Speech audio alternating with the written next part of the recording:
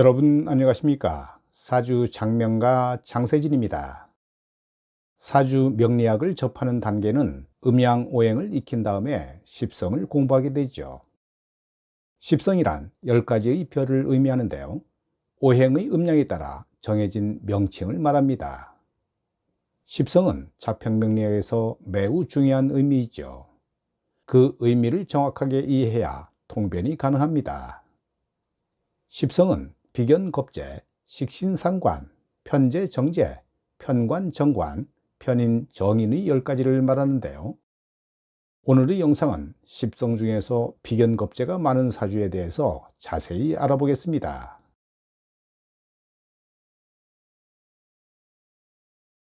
먼저 비견은 나와 어깨를 나란히 하는 것이라면 겁재는 재물을 겁탈한다는 십성 중에 하나인데요. 비겁은 비견겁재를 하나로 부를 때 통칭하여 부르는 합성어일 뿐입니다. 비견겁재가 많은 사주의 장점은 독립심과 자수성가의 기운이 강해 남에게 굽히거나 의존하는 성질이 없고 자신을 굳게 믿고 행동하죠. 이 세상에 믿을 사람은 오직 나 혼자뿐이며 아무도 믿질 못합니다. 비겁은 행동력이고 실천하는 에너지를 의미하는데요.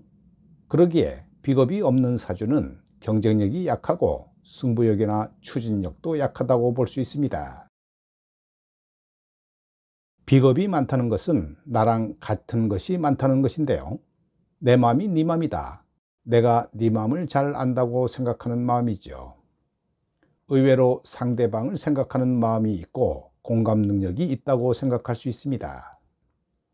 겁재가 좋은 역할을 할 때도 많지요. 그렇기 때문에 비겁을 싸잡아 나쁘게 평가하면 안 되는데요.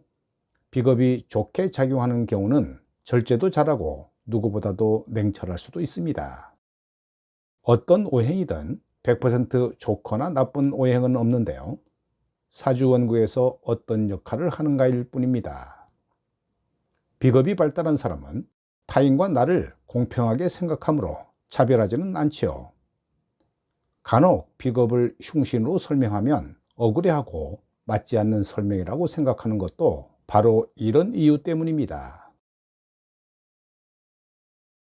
비겁의 단점은 자존심이 지나치게 강하고 독선적인 성격이 강해 남이 하는 조언을 순수하게 받아들이지 못하지요. 의심하는 습관도 있어 친구, 동료, 형제 등과 화목하지 못합니다. 비겁이 많고 강한 경우는 자신이 최고라는 생각에서 매사를 자기 멋대로 처리한다든지 독주나 강압을 사용해 주위로부터 따돌림을 당하거나 경쟁적인 관계나 대립적인 관계로 변해 배신을 당하거나 스스로 배신하는 상황이 발생하니까 고독해질 수 있습니다. 또 상대방과 지나치게 경쟁하고 거기에 초점을 맞추는데요. 사람을 대할 때 의식적으로 너랑 나랑 동등한 사람이다라고 생각하므로 나이가 많든 지위가 높든 상관없이 고개를 숙이지 않지요. 이는 고집이나 자존심이 강해서 그렇습니다. 사주에 비겁이 많다면 일단은 이런 성격을 파악하고 통변을 시작해야 하지요. 비겁이 많은 사람은 동업은 불리하며 자기 멋대로 하려는 성격이 강한데요. 만약 동업을 한다면 동업자가 힘들어할 겁니다. 재물을 취하려는 사람이 주변에 많고 호시탐탐 노리는 구성이므로 항상 긴장해야 하죠. 그러니까 비겁이 많은 사람은 가까운 사람과는 절대로 금전거래를 하면 안 되는데요. 비겁이 많은 사람이 돈을 빌려달라면 아예 빌려준 돈은 안 받겠다고 생각하거나 없어졌다고 생각하고 빌려주면 마음이 편할 겁니다.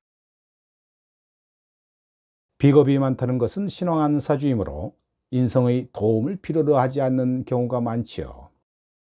인성은 공부이고 학문이고 인격의 별인데요. 공부도 필요 없고 부모도 필요 없고 스스로 알아서 한다는 사고방식이므로 부모님의 말을 잘 듣지 않습니다.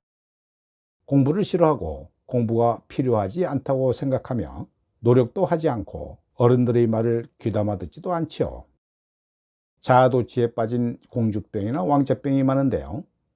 스스로는 상대방에게 잘해준다고 생각합니다.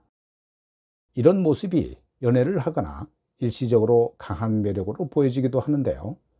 성격이 급한 편이라 일을 속전속결로 처리하려는 습성이 있습니다. 계획적이지 못하고 순서 없이 일을 처리하기 때문에 겉으로는 화려하지만 실속은 없는 사람이죠.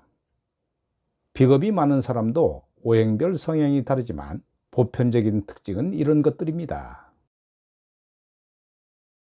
비겁이 많으면 모든 것에 의심이 많아 남녀 공히 의처증이나 의부증이 생기기 쉽지요. 서로 관성과 합신을 구성하므로 여자의 경우 남편이 정부를 두거나 바람을 피우거나 임자 있는 남자를 좋아하거나 내 남자를 다른 여자에게 빼앗기거나 나이차가 많은 남자를 만나게 됩니다. 비겁이 왕하면 남편의 여자가 많다는 뜻이므로 비겁이 많을 때에는 이런 면도 잘 살펴야 하지요. 남자의 경우 비겁이 많으면 다른 사람이 탐낼 수 있는 아름다운 여자나 재능이 뛰어난 여자를 아내로 맞이하는 경우가 많습니다. 부부간에 서로 믿고 안정된 생활을 못하고 불만이 가득하며 때로는 이혼한 여자나 화류계 출신 여자를 아내로 맞이할 수도 있습니다. 이런 경우 부부 사이가 원만한 경우도 있지만 아내의 질병이 염려되기도 하지요. 특히 남명의 비겁이 많고 정제와 합의되면 처가 부정하거나 자신의 의처증으로 인해 처가 견디지 못하고 가출하는 경우가 생깁니다.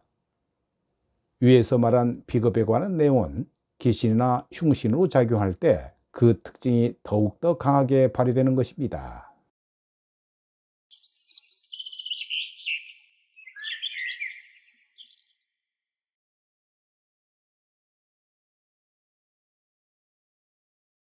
이 명조는 수월에 태어난 무진일주 여명으로 연간에 신금이 투철해 식신격이 되었죠. 천간에 비견이 있고 지지에 진술충과 술명이 있는 게 특징인데요. 전체적으로 수가 미약한 메마른 사주입니다. 관성이라고는 진중을목, 미중을목이 있죠. 전체적으로 봤을 때 관을 키우기가 매우 어려운 환경이라고 보는데요. 지지의 진술충과 술명은 더욱더 화의 기운을 키우면서 갈증을 유발하는 요인이기 때문에 수운이 오더라도 사주 내 조열함으로 인해 빛을 볼 수가 없습니다. 경자 때문에 식신과 정제운이 들어오는데요. 경제활동을 하는데 조금은 숨통이 트일 듯 하지만 자수 정제운이 오게 되면 더욱더 갈증을 유발하게 되죠. 특히 금전적인 문제나 부모님의 문제로 나올 가능성이 크다고 봅니다. 이런 경우는 대부분 부모 복이 없다고 보는데요. 가능하면 일찍 독립해서 생활하는 게 좋고 또 자격증을 가지고 전문 기술을 쓰는 진로를 선택하면 좋을 것으로 봅니다. 결혼 운은 인연에 따라 상당한 기복이 따를 수 있는데요. 따라서 서두르지 않는 게 좋습니다.